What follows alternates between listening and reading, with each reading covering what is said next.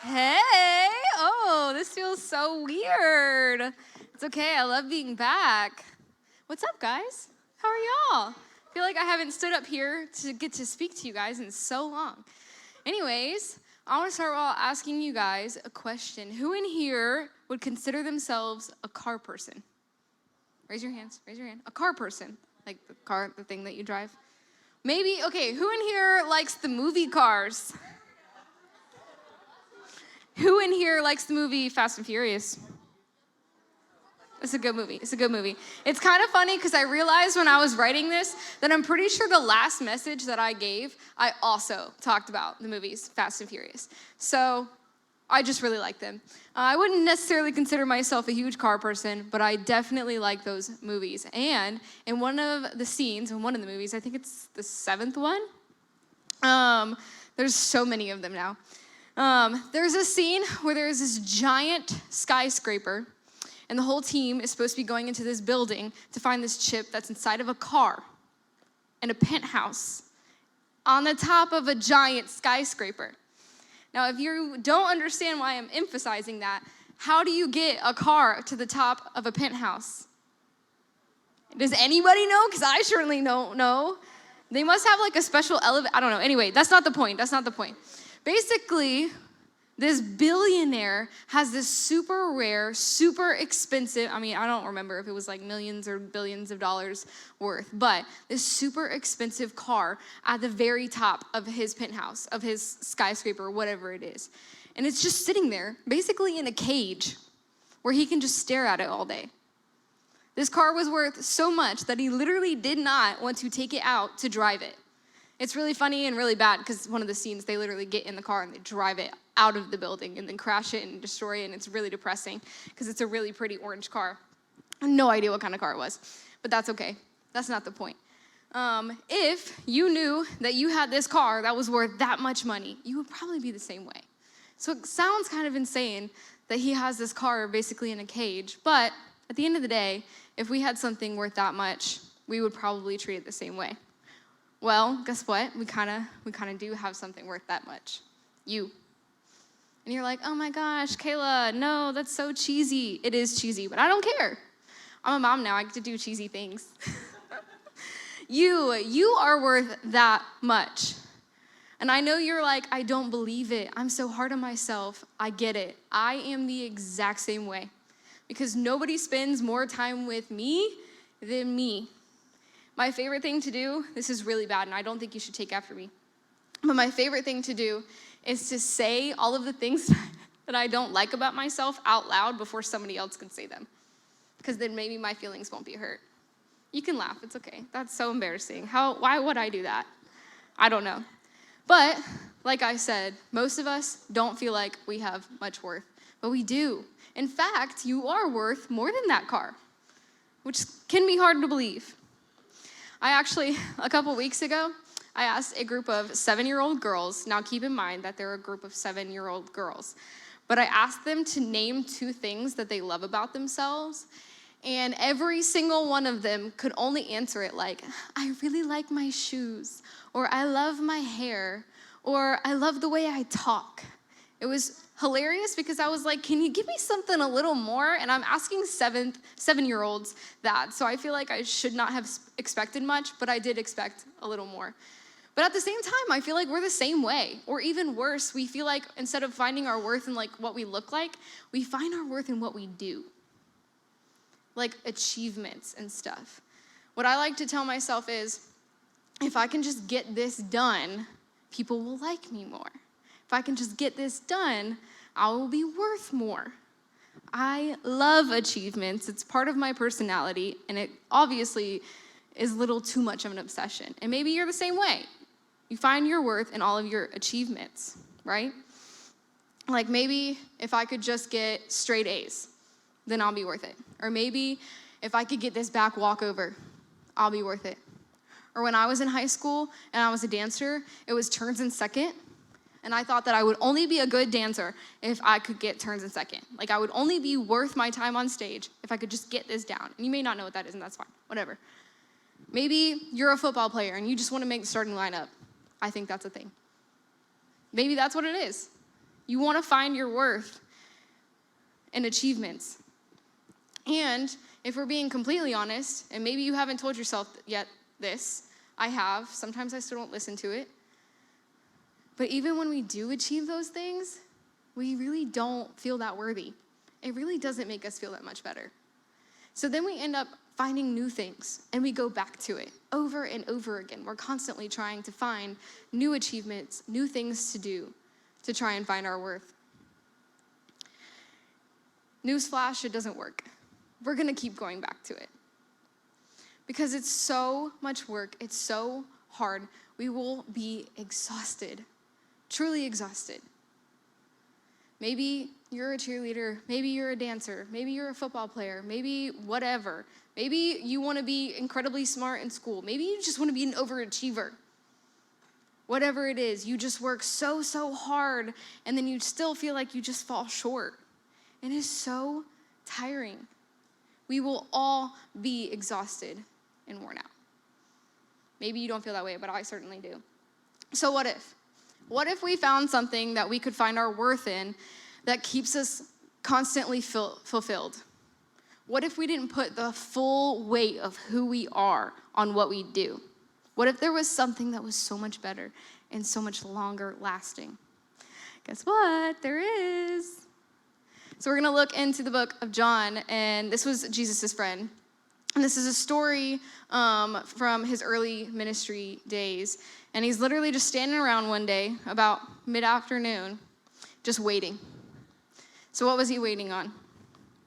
It was about noon when a Samaritan woman came to draw water. Jesus said to her, "Will you get me a drink?" His disciples had gone into the town to buy food.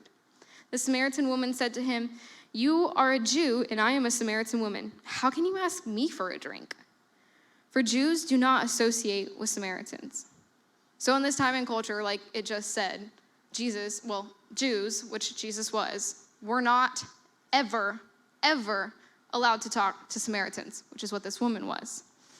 And on top of that, this woman was known for some pretty gross, dirty things, and she was trying to find her worth and all of these other things. So the whole reason that she is even out to get water in the middle of the day is because she's trying to avoid judgment from the town and from the other people. But Jesus, being how awesome he is, was like, that's okay. I'm going to break all of these rules of culture. Because he wanted to speak into this woman's dignity and worth. So he broke that cultural normal. Jesus answered for her, "If you knew the gift of God and who it is that asks you for a drink, you would have asked him, and he would have given you living water." He was giving her living water. And she was like, "I don't get it." So the woman says, "Sir," the woman said, "you have nothing to draw with, and the well is deep. Where can you get this living water?" Again, she just didn't get it. Because she was exhausted and she was broken. Because she was constantly trying to fill her life with all of these different things. I mean, if you knew the things she was doing, you would probably judge her too. And Jesus threw all of that out the window. And eventually, he likes to ask questions. That's how he likes to get people thinking. So eventually he goes, Jesus answered, "Everyone who drinks this water will be thirsty again, but whoever drinks the water I give them will never thirst." He's offering her something so different. This woman who has already had 5 previous husbands and is now on her 6th husband.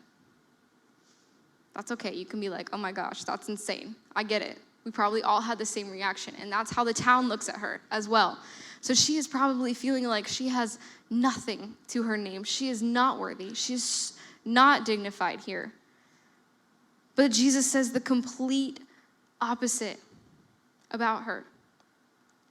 And he's doing the same thing with us. He's like, "You don't have to do that.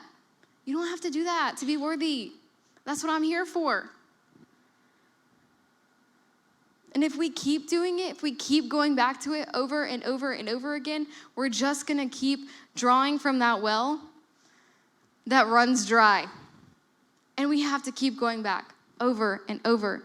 So he continues. The woman said, I know that Messiah, called Christ, is coming. When he comes, he will explain everything to us. Then Jesus declared, I, the one speaking to you, I am he. He told her who he was, the Savior, and he had come to love her. And that was the first time that he had announced himself as the Messiah. All because he looked at her and he said, worthy. Just like that, one conversation, that was all it took. And Jesus was like, nah, I don't care about any of the stuff that you've done. I don't care what you keep trying to do. You are worthy. Just like that. And it's the exact same way for you, worthy. Just like that. I don't care what kind of grades you get. I mean, your parents probably do. But I don't care what kind of grades you get. Jesus doesn't care what kind of grades you get. He's going to love you either way. He's going to tell you that you are worth so much either way.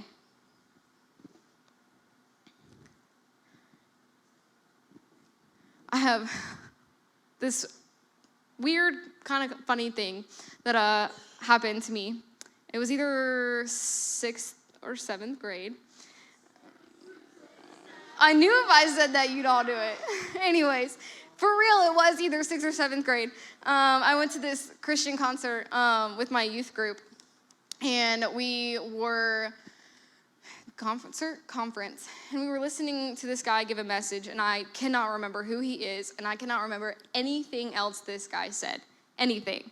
However, I do remember that he was giving us a challenge. He said, I want you guys to pick up a pen, and I want you to write one word on your hand. One word that you feel like God has called you. One word about yourself. Because we're so negative about ourselves. He's like, I want you to think about how Jesus sees you. I want you to write that down on your hand. And literally every single Sunday from then on until I turned 18 years old, you could probably guess the word. From then on, I wrote the word lovely on my arm every single Sunday morning. And guess what happened when I turned 18? I got a tattoo on my arm.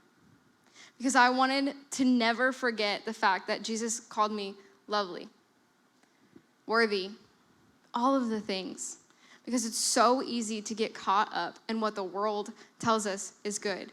It's so easy to get caught up in achievements. If I can just do this one thing, if I can just do this next one thing, if I can just do this next one thing. And they never work. They never work. Jesus came to rescue us, to rescue her. It says, then, leaving her water jar, the woman went back to the town and said to the people, come, see a man who told me everything I ever did. Could this be the Messiah? When she first met Jesus, she was literally hiding from people. Like literally going to go get water at a whole different time of day when she knew other people would be busy because she didn't even want people to see her. And now she is walking the whole town talking about Jesus, telling everybody about who he is. Jesus, the living water, who she knows that she can come back to. She was different. She changed. She was just like that, worthy and dignified all of a sudden. The same way that you are. Because Jesus came and died on the cross and rose 3 days later. Because he paid that price so you wouldn't have to pay it. It says in 1 Peter, for you know that God paid a ransom to save you from the empty life you inherited from your ancestors. And it was not paid with mere gold or silver, which lose their value. It was the precious blood of Christ, the sinless, spotless Lamb of God. He paid the price on the cross for our dignity and worth, just like that woman's. So not anything, literally not a single thing, not cleaning your room, even though your parents want you to do it and you should listen to them, because it also says to obey your parents. Not getting an A on every single test you ever take and stressing out about it because you feel like you're not worth it. Maybe for high schoolers, it's getting a driver's license. How many of y'all in high school have a driver's license? Okay. How many of y'all had to take it more than one time? None of y'all want to raise your hand? Or none of y'all had to actually take it more than one time? Christy, thank you for your honesty. Thank you. I appreciate it. Anyways, but when even a driver's license, you have to go and practice for a certain amount of hours, and then you have to take a written test, and then you have to take an actual test before you can even get your license. And then you have a permit first, and then you go into a day license, and then you have your actual license. It's like you keep having to take these next steps and earning it and doing more. And then once you have it, it's like something to brag about, like, oh, you're only cool if you have a driver's license, which is not true, by the way. Or maybe for middle schoolers, do you guys still have to take that test at the end of the year? Is it like PACE? What's it called? SC Ready? Okay, they change it every year, I'm pretty sure. Whatever. But you have to take this giant test at the end of the year. And isn't there so much pressure on you to take these tests? And then there's like different levels of how you can pass it or whatever. And then you feel all this pressure on you because your teachers are like, you have to pass this test. This is what we've been teaching you for. And if you get something below like exemplary, that's what it was called when I was in middle school, which was a long time ago. So maybe it's not called that anymore. But exemplary, and then immediately you were like, oh my gosh, I failed this test, which may not be true. And it doesn't, at the grand scheme of things, matter all that much. But we put so much weight on those things, like driver's license and SC Ready. We put so much weight in them. And Jesus is saying, without all of that, you are worth it all because of what I did. So I want to give you two things. The first one, I'm going to ask you this. If Jesus were sitting with you today, what would he say to you? I'm going to challenge you guys not to pick up a pen and write on yourselves. But I want you to start thinking right now of a word, something that Jesus is calling you. Maybe sit with him for a minute. And then, this is kind of scary, I want you to tell your tribes.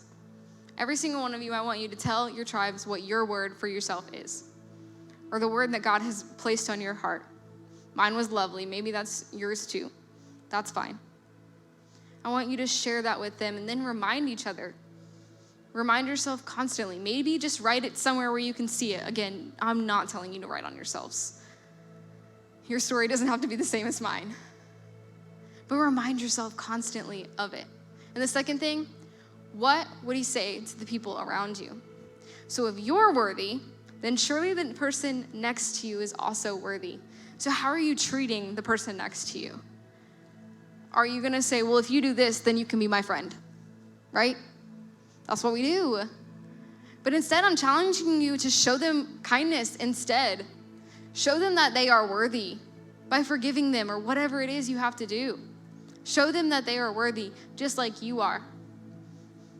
That's my challenge. You are worth it all. I want us all to remember that. Worthy, just like the woman at the well. And all of the things that she did before. Jesus says, it's okay. I died for you. You are worthy. I paid the price on the cross. You don't have to do anything. You don't have to achieve a single thing. I've already got you.